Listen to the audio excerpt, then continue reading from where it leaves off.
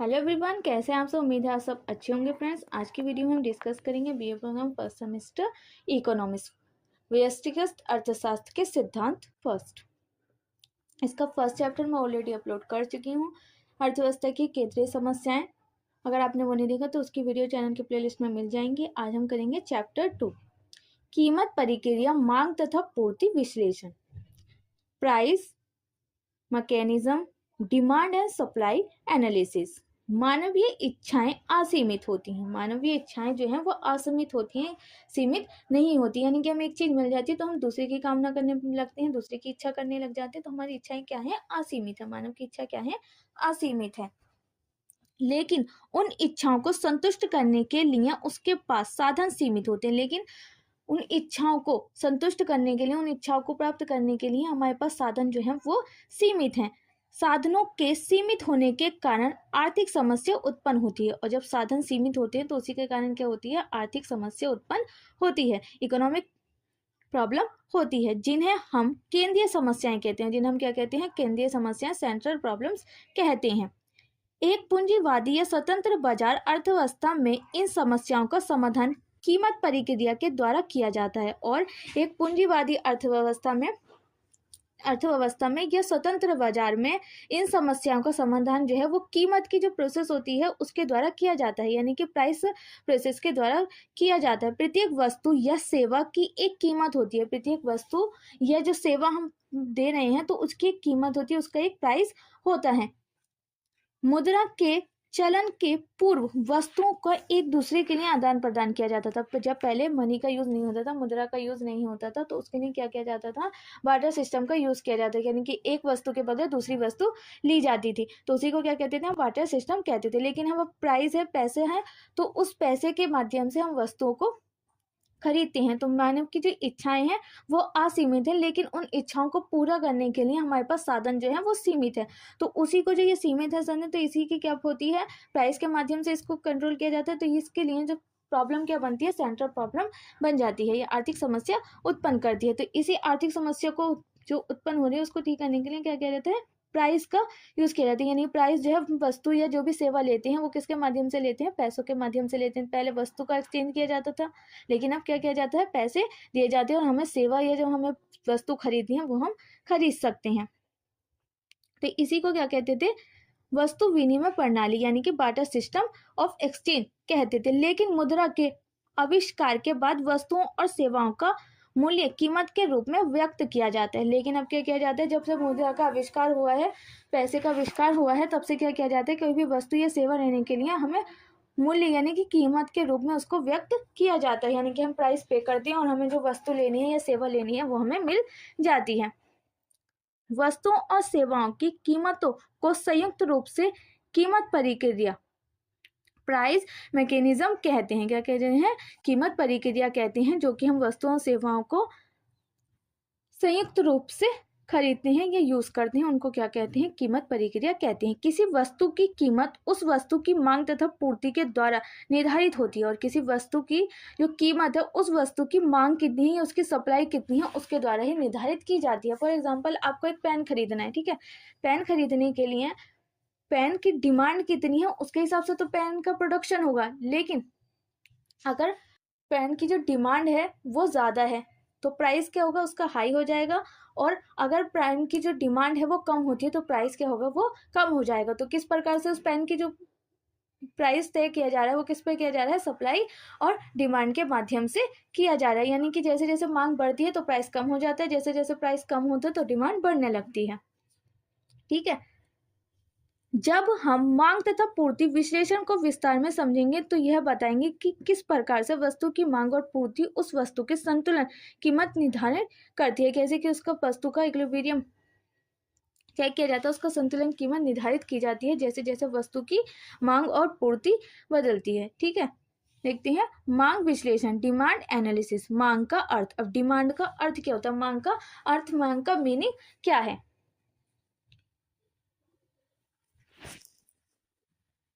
मांग, अर्थशास्त्र में मांग का तात्पर्य किसी वस्तु की उस मात्रा से है जो कि क्रेता किसी निश्चित कीमत पर प्रति इकाई समय पर प्रति इकाई समय पर खरीदने को तैयार होता है। यानी कि मांग को क्या कहा जाता है? मांग किसे कहते हैं कि एक जो कंज्यूमर है वो वस्तु की उस मात्रा को कहते हैं जो कि क्रेता जो है किसी निश्चित कीमत पर प्रति इकाई समय पर खरीदने को तैयार है।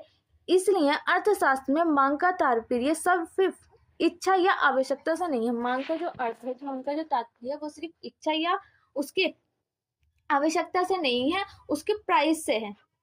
कि मांग जो है, हमारी इच्छा तो है खरीदने की, बट हमारे पास उतने पैसे ही नहीं है कि हम उस वस्तु को खरीद पाए, तो हम उसे डिमांड नहीं करेंगे। ठीक है। प्राय आमतौर पर समझा जाता है कि आपकी इच्छा कार खरीदने की है, लेकिन यदि आपके पास कार खरीदने के लिए पर्याप्त साधन नहीं है और यदि आपके पास कार खरीदने के लिए पर्याप्त साधन भी हैं, लेकिन आप उन साधनों को कार खरीदने पर व्यय करना नहीं चाहते हैं, तो आपकी इच्छा सिर्फ इच्छा से अधिक कुछ नहीं है। अगर आप एग्जाम्पल के तौर पर आप एक कार खरीदना चाहते हैं, तो उसके लिए आपके पास पर्याप्त साधन नहीं है, तो आपकी वो इच्छा ही रह जाएगी। लेकिन ये भी है कि आपके पास साधन तो है, लेकिन आप उस चीज में, कार को खरीदने में उन साधनों का यूज नहीं करना चाहते, उन पैसों का यूज कार खरीदने में नहीं करना चाहते, आप और कामों में उनका यूज करना चाहते हैं। तो वो क्या हो गया, हमारी जो इच्छा है कार खरीदने की, वो एक इच्छा ही बनकर रह जाएगी, वो मांग में परिवर्तित नहीं होगी।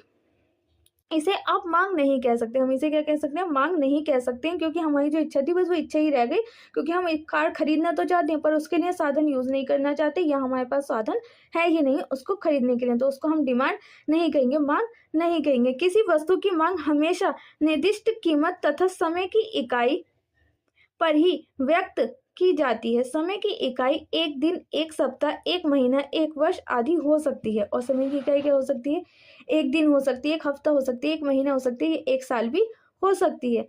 यह कहना कि भारत में कारों की मांग 10,000 है अर्थहीन है। और हम अगर ये कहें कि भारत में जो है कारों की जो डिमांड है ना वो 10,000, तो ये क्या होगा? अर्थहीन है, इसका कोई तुक ही नहीं बनता है, क्योंकि इसमें प्रति कार की कीमत तथा समय की इकाई के बारे में कुछ नहीं कहा गया है, क्योंकि इसमें क्या है, उसकी कार की जो प्रति इकाई है या समय की जो इकाई है उसके बारे में कुछ नहीं किया गया है, उसकी कीमत के बारे में कुछ नहीं किया गया है। तो हम इसको, अगर हम ये कह देते हैं कि भारत में कारों की जो मांग है वो 10,000 है, तो वो अर्थहीन होगी, यानी कि उसका कोई तुक ही नहीं बनता, उसका कोई शब्द का अर्थ ही नहीं बनता है कि 10,000 कार के डिमांड है, क्योंकि ना ही तो उसमें प्राइस का जिक्र किया गया है और ना ही उसमें समय की कीमत का यूज किया गया है। यदि ये कहें कि भारतवर्ष में 1,80,000 रुपये प्रति कार की कीमत पर कारों की मांग 10,000 है, तो भी यह मांग को सही रूप में व्यक्त नहीं करता, क्योंकि इसमें समय की इकाई का जिक्र नहीं किया गया। अगर ये कहा जाए कि 1,80,000 की जो कार है ना, तो उसकी जो कीमत है, वो जो कार है जो उसकी कीमत है 1,80,000, उसकी 10,000 डिमांड है, 10,000 कारों की डिमांड है जो कि 1,80,000 की है, तो ये भी कोई तुक नहीं बनेगा, क्योंकि इसमें भी टाइम का जिक्र नहीं किया गया, समय की इकाई का कोई जिक्र नहीं किया गया, तो ये भी क्या होगा? अर्थहीन होगा। यदि आप ये कहें कि भारतवर्ष में 1,80,000 रुपये प्रति कार की कीमत पर एक वर्ष में कारों की मांग 10,000 है, तो यह मांग की धारणा को सही रूप में व्यक्त करता है। अगर हम ये कहें कि 1,80,000 रुपये की जो कार है ना, वो प्रति एक वर्ष में, एक साल में 1,80,000 की जो कार है उनकी जो डिमांड है वो 10,000 है, तो ये कहेंगे हम, तो ये जो स्टेटमेंट है ये करेक्ट होगी। ये क्या बता रही? डिमांड को बता रही है। लेकिन अगर हम ये कह दें कि 10,000 कारों की डिमांड है, तो उसका भी कोई तुक नहीं बनता, और 1,80,000 की कार है, 10,000 डिमांड है, तो इसका भी कोई तुक नहीं बनता है। जबकि मांग जब ही निर्धारित की जा सकती है कि उसकी कितनी डिमांड है, जब उसके हमारे पास मूल्य भी हो, प्राइस में है, उसका टाइम हो। वो टाइम क्या हो सकता है? एक दिन हो सकता है, एक सप्ताह हो सकता है, एक महीना, ये एक साल हो सकता है, और उसका प्राइस भी हो हमारे पास, टाइम भी हो, और उसकी डिमांड की संख्या भी हो कि एक साल में, एक दिन में, एक हफ्ते में कितनी चीज़ों की डिमांड है, कितने पैसे पर उस चीज़ की डिमांड है, जब भी हम उसको क्या कहेंगे? डिमांड कहेंगे। इसलिए एक इच्छा तभी मांग कहलाती है जबकि एक उपभोक्ता के पास उस इच्छा को पूरा करने के लिए साधन है। एक इच्छा जब भी मांग कहलाती है, जब भी डिमांड कहलाती है, जब एक कंज्यूमर जो है उसके पास उस इच्छा को पूरा करने के लिए साधन हो। यानी कि वो कार तो खरीदना चाहता है, तो उसके पास कार खरीदने के लिए एक टाइम होता है कि पैसे नहीं है, तो उसकी वो भी क्या इच्छा ही रह जाएगी, वो डिमांड नहीं बन सकती। या वो उसके पास पैसे तो हैं कार खरीदने के, लेकिन वो उसको खरीदना नहीं चाहता, उन पैसों को कार के लिए नहीं यूज़ करना चाहता, किसी और काम के लिए यूज़ करना चाहता, तो तब भी क्या होगा, उसकी इच्छा रह जाएगी, वो भी डिमांड नहीं कहलाएगी। डिमांड कहलाने के लिए उसके पास इच्छा भी होनी चाहिए, और उस इच्छा को पूरा करने के लिए साधन भी होने चाहिए, जब भी वो क्या कहलाती है, डिमांड कहलाती है।